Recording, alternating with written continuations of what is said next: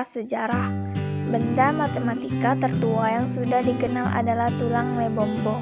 Ditemukan di pegunungan Lebombo di Swaziland dan mungkin berasal dari tahun 35.000 sebelum Masehi. Tulang ini ada intinya 29 torehan yang berbeda yang sengaja digoreskan pada tulang fibula babon. Terdapat bukti bahwa kaum perempuan biasa menghitung untuk mengingat siklus haid mereka, 28-30 goresan pada tulang atau batu, diikuti dengan tanda yang berbeda. Juga artefak prasejarah ditemukan di Afrika dan Prancis dari tahun 35.000 sebelum Masehi dan berumur 20.000 tahun, menunjukkan upaya dini untuk menghitung waktu. Tulang Ishago ditemukan di tidak jauh batang cairan sungai Nil. Ada intinya sederetan tanda lidi yang digoreskan di 3 lajur memandang pada tulang itu.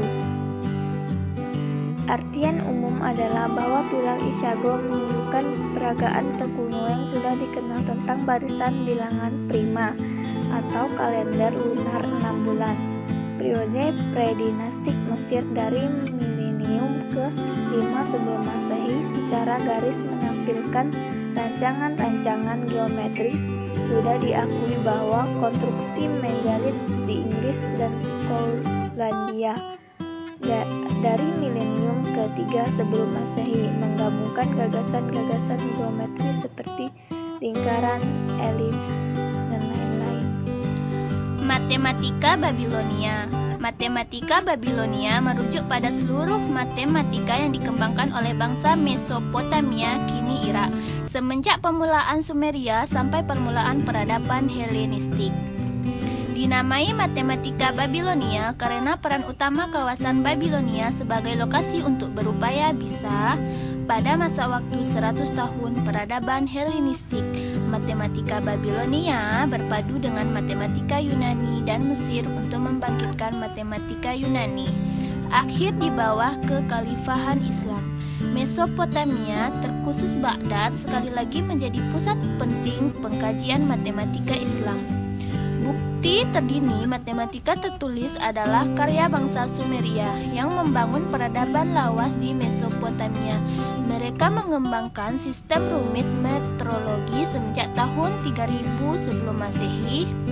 Dari aturan 2500 sebelum Masehi ke muka, bangsa Sumeria menuliskan tabel perkalian pada lempengan tanah liat dan berurusan dengan latihan-latihan geometri dan soal-soal pembagian. Jejak terdini sistem bilangan Babilonia juga merujuk pada periode ini. Matematika Babilonia ditulis memakai sistem bilangan seksagesimal basis 60. Dari sinilah diturunkannya penggunaan bilangan 60 detik untuk semenit, 60 menit untuk 1 jam, dan 360 dikali 6 derajat untuk 1 putaran lingkaran. Juga penggunaan detik dan menit pada busur lingkaran yang melambangkan pecahan derajat. Kemajuan orang Babilonia di dalam matematika didukung oleh fakta bahwa 60 memiliki banyak pembagi. Juga, tak seperti orang Mesir, Yunani, dan Romawi, orang Babilonia memiliki sistem nilai tempat yang sejati dan mana angka-angka yang dituliskan di lajur semakin kiri mencetuskan nilai yang semakin agung, seperti di dalam sistem desimal. Matematika Mesir. Matematika Mesir merujuk pada matematika yang ditulis di dalam bahasa Mesir. Semenjak peradaban Helenistik, Yunani menggantikan bahasa Mesir sebagai bahasa tertulis untuk kaum terpelajar bangsa Mesir, dan semenjak itulah matematika Mesir merebut dengan matematika Yunani dan Babilonia yang membangkitkan matematika Helenistik. Pengkajian matematika di Mesir berlangsung di bawah khilafah Islam sebagai babak dari matematika Islam. Ketika bahasa Arab menjadi bahasa tertulis untuk kaum terpelajar Mesir, tulisan matematika Mesir yang paling panjang adalah lembaran Re.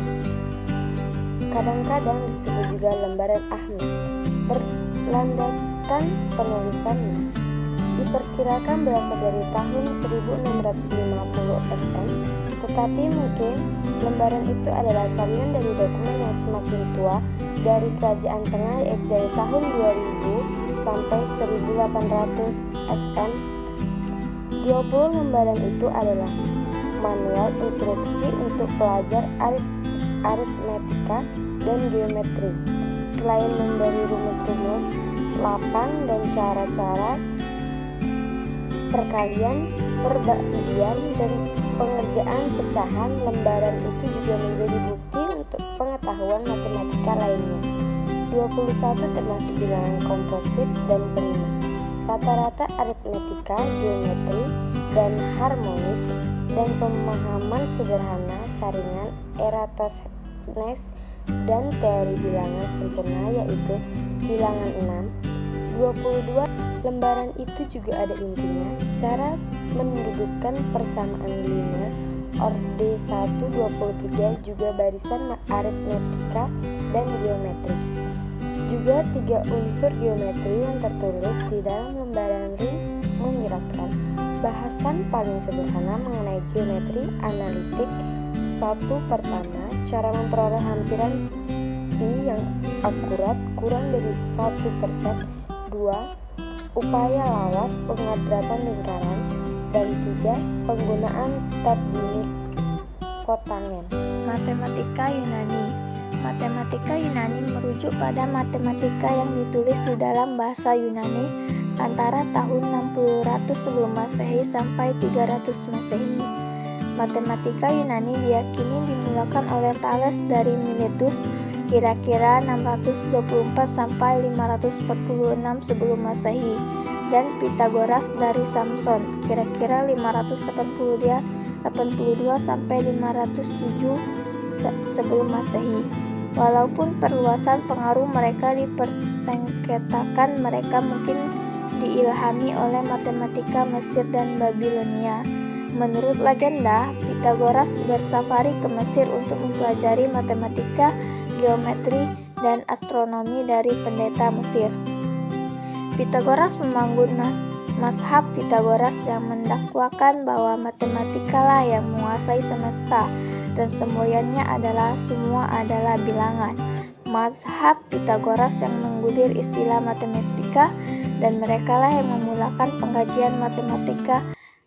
Mazhab Pythagoras dihargai sebagai penemu bukti pertama teorema Pythagoras, walaupun dikenal bahwa teorema itu memiliki sejarah yang panjang, bahkan dengan bukti kewujudan bilangan irasional. Setelah Indonesia terlepas dari penjajahan kolonial, pemerintah berbenah diri menyusun program pendidikan sekitar tahun 1900-an atau abad 19. Matematika diletakkan sebagai salah satu mata pelajaran wajib. Saat ini pembelajaran matematika lebih ditekankan pada ilmu hitung dan cara berhitung. Untuk program kali ini, diperkenalkan kepada siswa adalah bilangan asli dan membilang.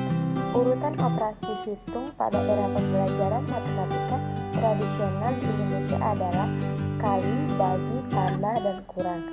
Setelah Perang Dunia Kedua, perkembangan matematika maju pesat di bidang riset, operasi statistika, dan matematika ekonomi. Pengajaran matematika resminya dimulai setelah adanya kurikulum 1975. Penemuan-penemuan teori belajar mengajar oleh J. Piaget, W. Browner, J. P. Guilford, J. S. Brunner, J. P. Guinness, D. Ausubel, L. M. Gosling, dan lainnya memperkuat arus perubahan model pembelajaran matematika pada tahun ini. Perkembangan kalkulus dan diferensial pun juga semakin pesat dikembangkan dan diterapkan dalam kehidupan sehari-hari. Pada abad ke-20, yang lahirlah logika matematika geometrik non-Euclid sebagai pengembangan dari teori bilangan, geometri analitik, aljabar, dan trigonometri.